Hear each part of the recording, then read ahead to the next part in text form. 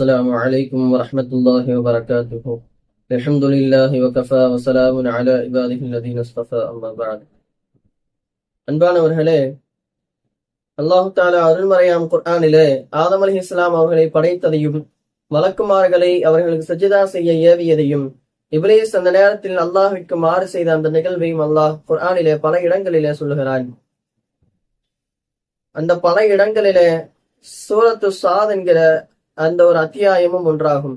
இந்த சூரத்து சாதுடைய இறுதியில் அல்லாஹு தாலா இந்த நிகழ்வை குறித்து பேசுகிறான். ஆதம் அலைஹிஸ்ஸலாம் அவர்களை அல்லாஹ் படைத்தான், மலக்குமார்களை சஜிதா செய்ய ஏவினான். ஃபஸஜதல் மலாயிகத்து குல்லுஹும் அஜ்மஊன் இல்லா இப்லீஸ். இப்லீஸை தவிர்த்து மற்ற எல்லா மலக்குமார்களும் ஆதம் அலைஹிஸ்ஸலாம் அவர்களை சஜிதா செய்தார்கள். இஸ்தக்பர வகான மினல் காஃபிரீன். இப்லீஸ் பெருமை அடித்து அவன் காஃபிராக மாறி போனான். அல்லாஹு தாலா இப்லீஸை பார்த்து கேட்டான், அஸ்தக்பர்த அம் குன்த மினல் ஆலீன். என்ன நீ பெருமை அடிக்கிறாயா அல்லது நீ உயர்ந்தவனாகி விட்டாயா என்று அல்லாஹ் கேட்கிறான். அவரது இப்லீஸ் பெருமையாக சொன்னான், அன கைரும் மின்ஹு கலக்கத்தனி மின் நாரின் வ கலக்கதஹு மின் தீன். அவரை விட நான் தான் சிறந்தவன். ஏனெனில் என்னை நீ நெருப்பிலே படைத்திருக்கிறாய், அவரை நீ மண்ணிலே படைத்திருக்கிறாய் என்பதாக இப்லீஸ் பெருமையாக சொன்னான். அப்பொழுது அல்லாஹு தாலா, நீ அந்த சோனத்திலிருந்து தூக்கி எறியப்பட்டவனாக வெளியேறு, கியாமத் நாள் வரைக்கும் உன் மீது என்னுடைய சாபம் இருக்கும் என்பதாக அல்லாஹ் தாலா இப்லீஸை சபித்தான். அப்பொழுது இப்லீஸ் அல்லாஹ்விடத்துல கேட்டான், ஃபஅந்திர்னி இலா யௌமி யுபஅஸூன். கியாமத் நாள் வரைக்கும் மக்கள் எல்லாம் மீண்டும் உயிர் கொடுத்து எழுப்பப்படுகிற அந்த நாள் வரைக்கும் எனக்கு அவகாசம் கொடு. நான் எல்லா மக்களையும் மறிகெடுக்க வேண்டும். எனவே என்னை அதற்குள்ளாக நீ மௌத்தாக்கி விடாதே, அது வரைக்கும் எனக்கு அவகாசம் கொடு என்பதாக அல்லாஹ்விடத்தில் அவன் கேட்டான். அல்லாஹு தாலா அப்பொழுது பதில் சொன்னான், நீ அவகாசம் கொடுக்கப்பட்டவர்களிலே நீ ஆகிவிட்டாய் என்பதாக அல்லாஹு தாலா சொன்னான். அருள்மறையாம் குர்ஆனின் இந்த அழகிய வசனங்கள் நமக்கு தருகிற பாடம். இப்லீஸ் அல்லாஹ்விற்கு மாறு செய்தான், அல்லாஹ்வுடைய கட்டளையை மறுத்தான். ஆனால் தனக்கு ஒரு தேவை என்று வருகிற பொழுது அவனே அல்லாஹ்விடத்தில் தான் கேட்டு பெற்றுக் கொண்டான். அவனுக்கு கியாமத் நாள் வரைக்கும் அவகாசம் தேவைப்பட்டது, அதை அல்லாஹ்விடத்தில் தான் அவன் கேட்டு பெற்றுக் கொண்டான். ஆக இந்த வசனத்தை வைத்து முஃபஸ்ஸிரீன்கள், குர்ஆனுடைய விளக்க உரையாளர்கள் இப்படி சொல்லுகிறார்கள், ஷைத்தானே தனக்கு ஒரு தேவை ஏற்பட்ட பொழுது அல்லாஹ்விடத்தில் தான் கேட்டு பெற்றுக் கொண்டான். ஆக எந்த மனிதன் தனக்கு ஒரு தேவை ஏற்படுகிற பொழுது படைத்தவனிடம் கையேந்தாமல் படைப்பினங்களிடத்துல கையேந்துவாரோ அவன் இப்லீஸை விட மிக மோசமானவன் என்பதாக குர்ஆனுடைய விளக்க உரையாளர்கள் இந்த வசனத்திலிருந்து எழுதுகிறார்கள். ஆக எந்த தேவை ஏற்பட்டாலும் படைத்த ரப்பிடத்தில் மட்டும்தான் நான் கையேந்த வேண்டும். எனவேதான் ரசூலுல்லாஹி ஸல்லல்லாஹு அலைஹி வஸல்லம் அவர்கள் சொன்னார்கள், இதா சஅல்த ஃபஸ்அலில்லாஹ். நீ எதை கேட்டாலும் அல்லாஹ்விடத்திலே கேள். வைதஸ்தஅன்த ஃபஸ்தஇன் பில்லாஹ். நீ எதை உதவி தேடினாலும் அல்லாஹ்விடத்திலே உதவி தேடு.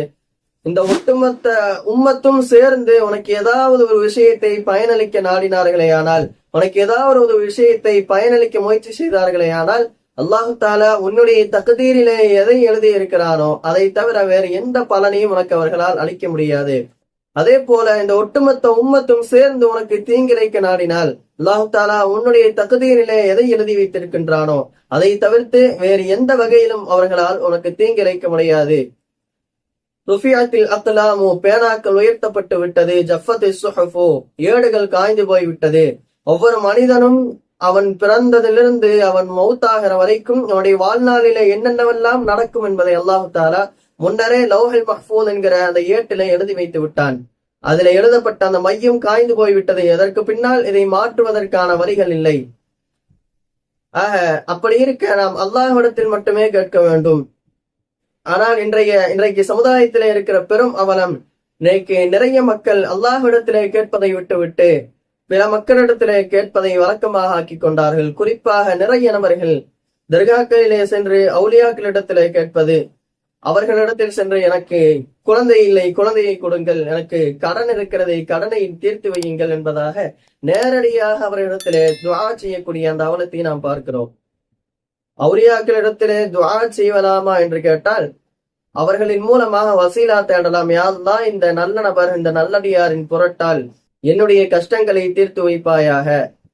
அல்லது நேரடியாக அவர்களிடத்தில் சொல்லலாம், எனக்காக நீங்கள் அல்லாஹ்விடத்திலே சிபாரிசு செய்யுங்கள், நான் இப்பேற்பட்ட ஒரு கடனிலே ஒரு கஷ்டத்திலே ஆட்பட்டு இருக்கிறேன், அல்லாஹ்விடத்திலே எனக்காக நீங்கள் சிபாரிசு செய்யுங்கள் என்பதாக கேட்கலாம். அல்லது அவர்களுக்காக நாம் அல்லாஹ்விடத்திலே துஆ செய்யலாம், யா அல்லாஹ் இந்த நல்லடியாருடைய பாவங்களை மன்னித்தவர் என்பதாக கேட்கலாம். இதை தவிர்த்து நேரடியாக அவர்களிடத்திலேயே சென்று எனக்கு அதை கொடுங்கள் இதை கொடுங்கள் என்று கேட்பது அறவே மார்க்கத்தில் கிடையாது என்பதை நாம் நன்றாக மனதிலே பதிய வைத்துக் கொள்ள வேண்டும். ஏனென்று சொன்னால், இப்பொழுது உதாரணமாக ஒரு மனிதனுக்கு அவனுடைய வாழ்க்கையில் குழந்தையே பிறக்காது என்பதாக அல்லாஹ் தஆலா தக்தீரிலே எழுதி வைத்திருக்கிறான். அப்பேற்பட்ட ஒரு மனிதன் அல்லாஹ்விடத்திலே அவன் மன்றாடினானேயானால், யா அல்லாஹ் எனக்கு குழந்தையை கொடு என்று அவன் மன்றாடினால் அவனுக்கு குழந்தை கிடைப்பதற்கான வாய்ப்புகள் இருக்கிறது. ஏனெனில் ரசூலுல்லாஹி ஸல்லல்லாஹு அலைஹி வஸல்லம் சொன்னார்கள், துஆவால் கதா கதரை கூட மாற்ற முடியும் என்று சொன்னார்கள். அந்த மனிதன் அல்லாஹ்விடத்திலே எனக்கு குழந்தையை கொடுத்து விடு என்று அழுகிறான், மன்றாடுகிறான். அவன் அழுவதை பார்த்து அல்லாஹு தாலாவுக்கு அந்த மனிதன் மீது இரக்கம் வருமையானால், ஒருவேளை அல்லாஹு தாலா அந்த மனிதனுடைய கதா கதிரை மாற்றி அவருக்கு குழந்தையை கொடுப்பதற்கான வாய்ப்புகள் இருக்கிறது. ஏனென்றால் கதா கதிரை எழுதியவன் அவன்தான், அதை மாற்றுவதற்கான உரிமையும் ஆற்றலும் அவனிடத்தில் மட்டுமே இருக்கிறது. இதுவே கதா கதிரிலே குழந்தையே பிறக்காது என்று எழுதப்பட்ட ஒரு மனிதன் ஒரு அவுலியாவிடத்திலே சென்று கேட்பானேயானால் அந்த வலியால் எந்த ஒரு பலனையும் தர முடியாது. காரணம், கதா கதிரிலே அவருக்கு குழந்தை இல்லை என்று எழுதப்பட்டு விட்டது. அல்லாஹ்விடத்தில் கேட்டால் கூட மாறுவதற்கான வாய்ப்புகள் இருக்கிறது. ஆனால் வலியிடத்திலே கேட்கிற பொழுது அது எந்த பலனையும் அளிக்காது என்பதை நாம் நன்றாக புரிந்து கொள்ள வேண்டும். இன்னும் சொல்ல போனால், வலிமார்களுக்கு ஒரு தேவை என்றால் அவர்களே அல்லாஹ்விடத்தில் தான் கேட்டு பெற்றுக் கொள்வார்கள். நீங்கள் வலிமார்களின் வரலாறுகளை படித்து பாருங்கள், தெரியும். தங்களுக்கு ஒரு தேவை ஏற்படுகிற பொழுது மிக இக்கட்டான சூழ்நிலைகளில் எல்லாம் அல்லாஹ்விடத்திலே கையேந்தி அவனுடைய நேரடி உதவியை பெற்றிருப்பார்கள் வலிமார்கள். அப்பேற்பட்ட வலிமார்களே அல்லாஹ்விடத்தில் தான் கையேந்துகிறார்கள். நாம் அவர்களிடத்தில் சென்று கையேந்தினால் நமக்கு என்ன பலன் கிடைக்கும் என்பதை நாம் சற்று சிந்திக்க கடமைப்பட்டிருக்கின்றோம். ஆக எதை கேட்டாலும் அல்லாஹ்விடத்தில் மட்டும்தான் கேட்க வேண்டும். நாம் முன்னால் கூறிய இதா சஅல்த ஃபஸ்அலில்லாஹ் என்கிற அந்த ஹதீஸுடைய விளக்க உரையிலே, அத்துரரு சனியா என்கிற நூலிலே அந்த கித்தாபினுடைய இமாம் அவர்கள் நான் இப்பொழுது மேற்கூறிய இந்த விஷயங்களை தான் சொல்லுகிறார்கள். சொல்லிவிட்டு இறுதியாக ஒரு வார்த்தையை சொல்லுகிறார்கள். இந்த ஹதீஸில் தான் யாரெல்லாம் அவுலியாக்களிடத்திலே சென்று நேரடியாக துஆ கேட்பது கூடும் என்று சொல்லுகிறார்களோ அவர்களுக்கு இந்த ஹதீஸிலே மிக தெளிவான எதிரான ஆதாரம் இருக்கிறது. இந்த ஹதீஸ் தான் அவர்களுக்கு அவர்களுக்கு எதிரான வலுவான ஆதாரம் என்பதாக இந்த ஹதீஸுடைய விளக்க உரையிலே அந்த கித்தாபின் இமாம் அவர்கள் சொல்லுகிறார்கள். ஆக நாம் எதை கேட்டாலும் அல்லாஹ்விடத்திலே கேட்க வேண்டும். அல்லாஹ் தஆலா சொல்லுகிறான், உதுஊனி அஸ்தஜிபு லக்கும், என்னை அழையுங்கள் நான் உங்களுக்கு பதிலளிக்கிறேன் என்று சொல்லுகிறான். வனஹ்னு அக்ரபு இலைஹி மின் ஹப்லில் வரீத், நாம் அந்த மனிதனுடைய பிடரியின் நரம்பை விட மிக நெருக்கமாக அவருக்கு இருக்கிறோம் என்பதாக அல்லாஹ் சொல்லுகிறான். ஆக அல்லாஹ் எப்பொழுதும் நம்முடனேயே இருக்கிறான். ஆக நாம் அல்லாஹ்விடத்திலே கேட்டு அவனுடைய நேரடி உதவியை பெற்றுக்கொள்ள வேண்டும். அல்லாஹ்விடத்தில் மட்டும் கையேந்தக்கூடிய நல் மக்களாக அல்லாஹ் தஆலா நம் அனைவரையும் ஆக்கியருள்வானாக. வாஹிரு தஅவானா அல்ஹம்துலில்லாஹி ரப்பில் ஆலமீன். அஸ்ஸலாமு அலைக்கும் வரஹ்மத்துல்லாஹி வபரகாத்துஹு.